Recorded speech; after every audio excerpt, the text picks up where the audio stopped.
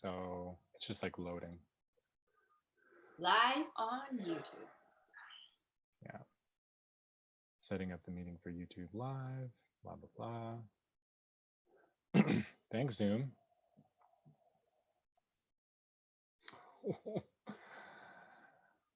Okay. Yeah, so it's streaming. Okay, and then I'll record it on this computer as well. Yeah. Okay, so we're live and we're recording. Awesome. Okay, so let me turn the volume off of YouTube because I'm getting some weird feedback there. Okay, perfect. You're good? I'm good. Okay, so Julie, why don't we just chat for like 5 minutes or something? You kind of had a good idea here. I'm in like paid advertising, you're in social media and brand building. Tell me a little bit more about what you're seeing out there right now during these times. Yeah. So, as you know, things are very different now, but at its core, marketing hasn't changed much in terms of, brand building and getting clients.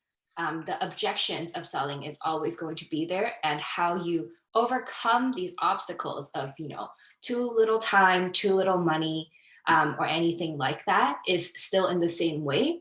But in the times of the pandemic, you need to be more engaging. So anything that you are already doing, whether that's, engaging with your audience, providing value to them, building trust, using content, or any type of incentive, you just need to consistently do it, and even more, so you can outlast your competitors when they are not thinking about doing this. So if you are engaging with your communities for 15 minutes a day on your social media platforms, try spending an hour now. And if you are spending time creating gated content or any type of lead magnet for people to download, double down on that. Create more content for people to download. If something is not enticing, ask your community how can you provide even more value to them.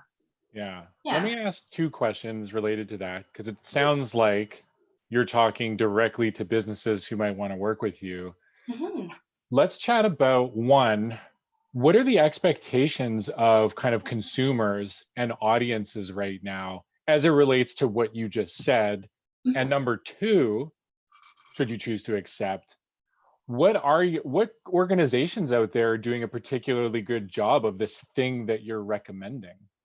Yeah, for sure. So I would say consumer expectations are higher than ever right now, in a sense where they're really expecting brands to listen. You need to make sure that you are not being too pushy and you're understanding of their situation. You have to be aware of everyone's financial situation, the different situations in different countries, and be very genuine and caring about these things. So whether that's extending your return and exchange policies, telling people that you have additional customer service available if there is shipping or customs issues. So stuff like that really helps people understand how you are there for them in these challenging times, and how it makes you different from your competitors, because everyone's competing to get everyone's attentions online. And it's a very noisy landscape. And in order to cut through this noise, you truly have to stand out, to be there for people and listen to what they need. Yeah. I mean, sorry, maybe you want to cut me off after I cut you off, which is fine. And please do. I've definitely seen a lot of emails, more so like a month ago, where every brand, every email newsletter I had ever subscribed to was like, we're here for you, we're here for you. And I was like, wow, there's a lot of organizations that are here for me right now. I don't even know what to ask. And then there's the people out there that are, they're on LinkedIn, they're on Facebook, they're on YouTube, they're launching webinars where they're actually trying to provide a little bit more clarity and guidance, which to me feels more like they're there for me. They're actually trying to like add value. They're doing more than they say. Yes. In essence. Yeah, can you just sort of speak to what it looks like to kind of authentically be there for people, and how you would gauge if you were getting it right? Yeah, for sure. So those emails that you kind of talked about, I would see them more as a general announcement to remind people that you're there, just to remind people that, you're still open, you haven't shut down, and you're still in operation, however that might be. So give a little bit of detail on that. But other than that, how do you move forward to, generate leads or actually push people down your sales pipeline? I think what is important more than ever in this situation is to be very, very specific about your offering, because there's so much going on out there. If you're just saying, we're here to help, we're here to help, but beyond that, you need to tell people exactly how you are helping them and how it benefits them and why they need it now. So these are, the sales principles and marketing principles at its core, but you really have to tighten it up, especially in times right now, to make sure that it's laser focused. So right away, people know what you're offering them. Yeah. What is a good example? So I would say, actually, I would have to give a think on that and give you an example of a brand that's doing really, really well on this. Yeah. Mhm. So I'm going to call out, I'll call out maybe two, maybe three, if I can remember the third one. One, Aritzia, Mhm. which is hiring, is doing a fine job right now Mhm. in continuing to define their brand, even during these times, with a Mhm. lot of authenticity. So as an e-commerce brand, I think that that's huge. And especially because we're in a pandemic and, I don't know about a recession. I'm not an economist, but like people are less inclined to spend right now. They've either been laid off or they're waiting to see what happens. I know there's some investors out there who are trying to get stocks at discount prices. But my point just being, a lot of what you've just said is show them that you're there for them, make it very clear what your like product value is. But I would love to ask a bit about what is the balance of content right now when it comes to, the soft sell, the hard sell, and no sell at all, and really just trying to sort of connect with your audience and provide value and Mhm. you know what I mean? Like, Yeah, for sure.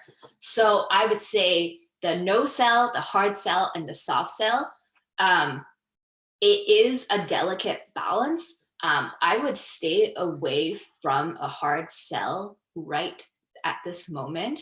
So I would focus on the no sell and hard sell, but I would definitely focus on the soft selling, mhm, because people want to be aware of your brand and what you can do, but to a certain point, you need to start giving instructions and calls to actions on how to engage with you. And everyone is on their screen so much nowadays. So it does really pay off to be persistent and consistent. It doesn't matter if you're adding a call to action at the end of every blog post, for example. It's not going to bother people because they can just scroll past it. It's so fast to, you know, remind them as well. They are given an opportunity to exit as well. yeah. So, Well, there's going to be people out there who think, okay, we're on all these social media channels and email and video. We have to be everywhere, everywhere. We have to be everything to everyone. mhm. How would you recommend people begin to think about like what to produce and where to publish it and that kind of thing? Yeah. So my like first piece of advice is don't be everything to everyone. That is not really going to work, especially if you have a limited budget to work with. So that just usually creates a mess because you're doing a little bit there, you're doing a little bit here, and overall, it's not usually quite as effective as if you focused on the channels where your audience hang out. So you talked about platform. So now more than ever, because people have limited budgets, you really have to focus on where your audience is. So if prior to the pandemic, you had a really great understanding of your audience, whether that's they spend most of their time on YouTube, they're usually an older demographic, but they have a higher, income and more willingness to spend money. This profile, it could be adjusted in the pandemic.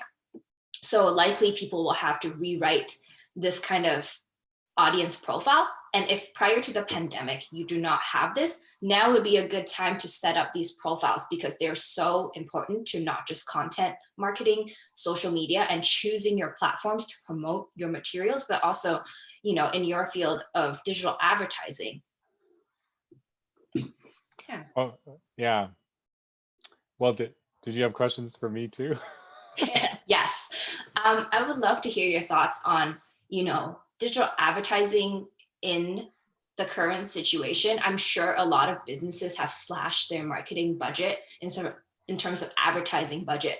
What are the most cost-effective ways to promote your brand and your business right now?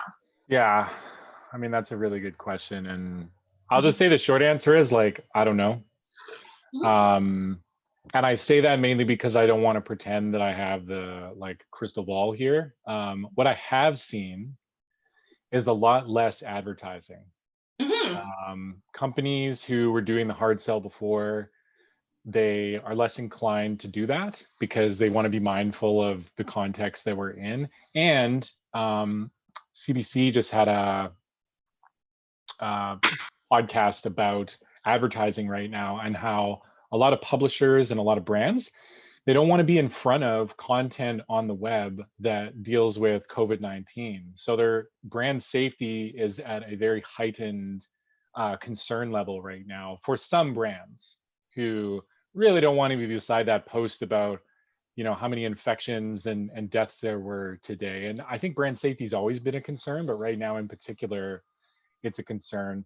The flip side of that is that the all the ad auctions right now, Facebook, Google, wherever, it's never, well, rarely has it ever been this cheap to advertise.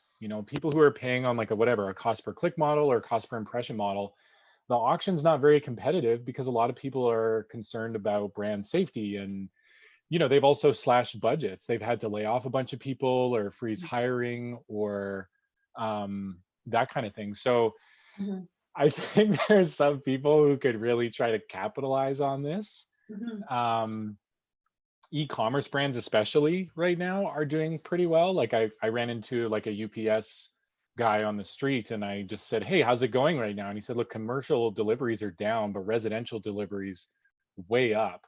busy. Wow. So people who do have disposable income, which is definitely not everybody, Mhm, they're trying to get anything they can from e-commerce sites to their heart's desire, essentially within reason. And so I think e-commerce is booming right now. Shopify must be pretty happy about that. yeah. There was an event yesterday where they were talking about Shopify fulfillment and that kind of thing. So if you were an e-commerce company right now, there's a chance that you could put out something that did have brand safety that could promote your product and then people could like buy it online and do that. And I think e-commerce brands, depending on the price point, I think they sort of have an edge on other brands where the sell is a little more difficult because you're talking about, say, like in the B2B space, right? Or like business to business where the price point is like $5 to $50,000 or something. I think those people have a harder time right now convincing others to purchase. Mhm, So to get back to your original question though, cost-effective measures, mhm, I'm seeing a ton of brands right now put out a lot of candid content that they wouldn't normally put out. The mhm, sell and the connection that brands are having mhm, is so soft right now. Like Arc'teryx, for example, even this morning, they're putting out these well-produced videos that, to my sort of knowledge, don't have a lot to do with selling product. They really are doing a very good job of creating content that I think their audience, their people would love, right? Their following. mhm, But and then once in a while there's like an image or something where it's like a clickable image where you could purchase something, but mhm, the resources that are going into like funny content, informative content, all this top of funnel content that most brands don't seem to have budget for or like the creative bandwidth for. I think a lot of the brands that are succeeding right now are putting that out there. Yeah. Um, but then at the same time, I'm seeing investment more in like a better website Hmm. or better presence on Facebook. Like if you're not listed on, Facebook, Google Hmm. My Business, Hmm. Nextdoor, Yelp, all of these platforms where people are probably expecting to hear from you. I think a cost-effective way that doesn't involve advertising at all is just showing up to some of these platforms. Hmm. And then, other ones include just trying to hold events. I think everybody knows how to use Zoom now. I'm seeing a lot of activity on Zoom and through Meetup and Eventbrite. So if you were hoping to connect with maybe a new audience Hmm. to demonstrate something that relates to your brand, you could launch an event on there fairly inexpensively and get a more intimate sort of conversation happening where you could position yourself as an expert, but connect with that new audience and then just sort of promote that through your social channels. I think a lot of people are looking for that kind of sort of social informative experience. Yeah. And just to add on a little bit, if you're a business owner, now is actually a great time to go back to your past clients and ask for those testimonials and reviews for all your pages, because, most people are willing and open to helping others. If you say, this is very important to my business right now, I would appreciate it if you could write me a testimonial.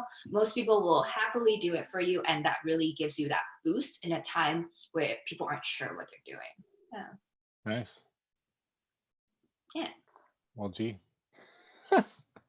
Do we have enough footage here? I don't know. Yeah, I mean, I'm almost tempted to post this, but we won't without your you probably want to do this again. So why don't we? I'm gonna end this meeting just to end it, Okay. and then let's go back to the other. Link. Actually, Or we can